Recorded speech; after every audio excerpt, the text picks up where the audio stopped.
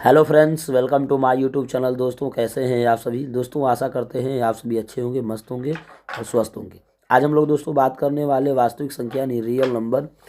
दोस्तों, क्लास होगा जो 10th का होगा। मैथ बहुत ज़्यादा महत्वपूर्ण है, जो परीक्षाओं में कई बार पूछा है।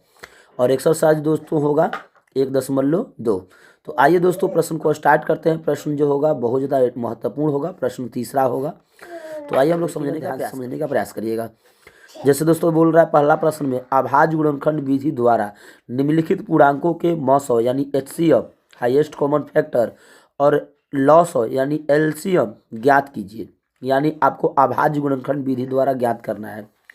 तो दोस्तों करते क्या है, पहले जो संख्या दिया रहेगा उसका फैक्टर कर लेंगे। तो जैसे देखिए यहाँ पर 12 दिया है दोस्तों, तो 12 का हम क्या करेंगे, फैक्टर करेंगे। तो हम क्या करेंगे, फैक्टर में 2 से पहले दोस्तों कटाते हैं, तो 2 से 6 के 12 कट जाएगा।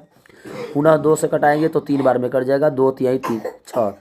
ठीक है, यानी हम क्या करेंगे दोस्तों, 12 को लिख लेंगे। 12 को क्या लिखेंगे, 2 गुणे, है ना, 2 गुणे 3 लिख सकते हैं। ठीक उसी तरह से 15 का फैक्टराइजेशन करेंगे दोस्तों।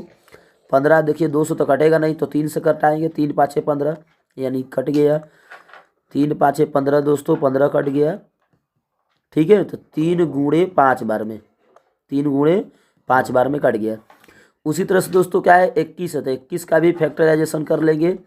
तो देखिए 2 से कटेगा नहीं, 3 से कटाएंगे तो 3 से कट जाएगा। 3 सातों 21।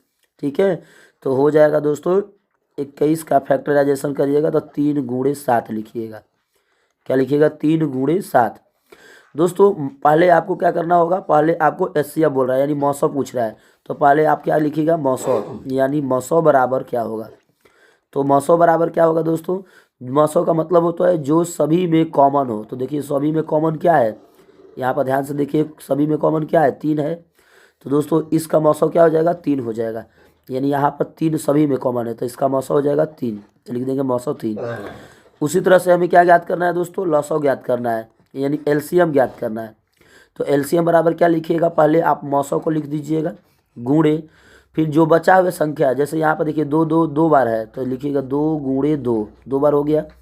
यहाँ पर देखिए दोस्तों 5 बच रहा है, तो लिख देंगे 5 गुणे 5। अब फिर यहाँ पर देखिए दोस्तों क्या बच रहा है, 7 बच रहा है, तो लिख देंगे 7। ठीक है, अब सबका क्या करेंगे दोस्तों, मल्टीप्लाई कर लेंगे।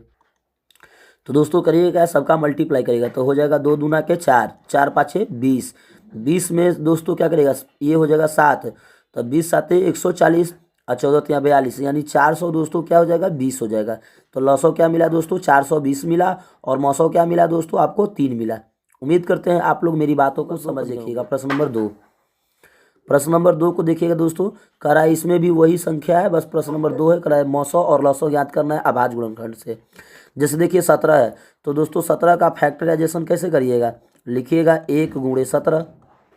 समझ में आ रही है बातें। ठीक उसी तरह से यहाँ पर दूसरा संख्या में क्या है दोस्तों, 23 है, तो 23 का फैक्टराइजेशन कैसे करिएगा, 1 गुणे 23 कर लीजिएगा।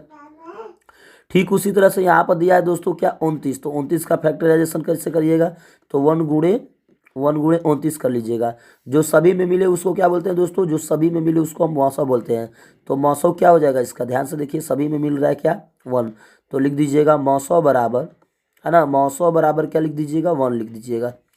आपसे पूछ क्या रहा है दोस्तों, लॉसौ भी पूछ रहा है, तो आप लिखिएगा लॉसौ बराबर, है ना, लॉसौ बराबर, लॉसौ बराबर पहले मौसौ लिखते, तो मौसौ क्या है, 1 है, तो पहले 1 लिख देंगे गुणे। जो बच्चा यहाँ पर देखिए 17 बच रहा है, तो लिख देंगे गुणे 17। यहाँ पर देखिए दोस्तों 23 है, तो लिख देंगे 23, फिर गुणे। फिर यहाँ पर देखिए दोस्तों 29 है, तो लिख देंगे 29। अब सबका क्या करेंगे, मल्टीप्लाई करेंगे। तो सबका मल्टीप्लाई करेंगे तो क्या प्राप्त होगा दोस्तों, तो सबका मल्टीप्लाई करिएगा तो हो जाएगा 11,339। ठीक है, तो इसका लॉसो क्या हो जाएगा दोस्तों, 11,339 हो जाएगा। और मौसौ क्या हो जाएगा, 1 हो जाएगा। उम्मीद करते हैं दोस्तों आप लोग मेरी बातों को अच्छे से समझ गए होंगे।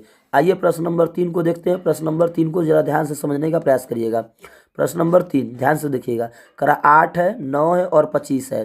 तो पहला संख्या दोस्तों क्या दिया, 8 दिया, तो 8 का फैक्टर कैसे करिएगा, लिखिएगा 2 गुणे 2 गुणे 2, क्योंकि 2 दूना के 4 दूना के 8, समझ रहे बात को, गुणे 1 ऐसे लिख दीजिएगा। 9 का फैक्टर कैसे करिएगा दोस्तों, तो 9 बराबर आप लिखिएगा 3 गुणे 3, 3 तरीके 9, और 9 में 1 का गुणा कर दीजिएगा तो 9 ही होगा। ठीक है, उसी तरह से 25 का फैक्टर करिएगा, तो 25 का करिएगा तो लिखिएगा 5 गुणे 5 गुणे 1। दोस्तों जो सभी में मिले उसको क्या बोलते हैं, मौसौ। तो जो सभी में मिल रहा है क्या, 1 1। तो मौसौ क्या हो जाएगा इसका, मौसौ जो हो जाएगा इसका 1 हो जाएगा। मौसौ क्या हो जाएगा, 1 हो जाएगा। और इसका लौसौ क्या हो जाएगा दोस्तों, तो इसका जो लौसौ होगा, लौसौ हो जाएगा, पहले मौसौ को लिखते तो लिख देंगे 1 गुणे। अब जो उतना संख्या बच रहा है उसको गुणनखंड में लिखेंगे, तो लिखेंगे 2 गुणे 2 गुणे 2।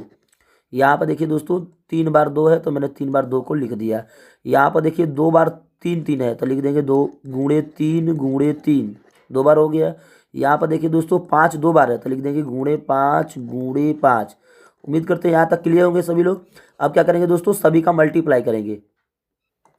तो दोस्तों सभी का मल्टीप्लाई करते हैं तो ये देखिए 25 25 25 हो जाएगा। 25 में ये देखिए 25 दूना के 50, 50 दूना के 100, 100 दूना के 200 हो जाएगा 200। आइए हो जाएगा 3 तरीके 9, 200 में 9 का गुणा करिएगा तो 9 दूना के 18 यानी 1800 हो जाएगा। क्या हो जाएगा दोस्तों, 1800। तो इसका लौसौ क्या मिला दोस्तों, इसका लौसौ मिला 1800। ठीक है, इसका मौसौ क्या मिला, मौसौ मिला 1। उम्मीद करते हैं दोस्तों आप लोग मेरी बातों को अच्छे से समझ गए होंगे।